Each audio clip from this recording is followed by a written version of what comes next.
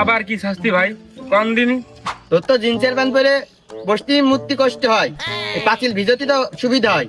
এক কাজ কর, আমার বাড়ি নতুন গাঁথনি করেছি, তুই সারাদিন ধরে মুতবি আর পাঁচিল শক্ত করবি। চ ও ভাই, দুকনিটি তো ভেজে না, আরো পুরো পাঁচিল আমি কি করে ভিজাবো? ও তো ভিজতে গেলে মোটর লাগবে।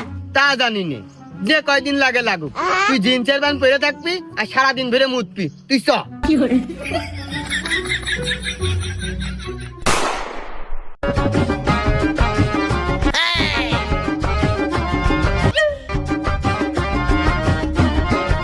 আমি পয়সা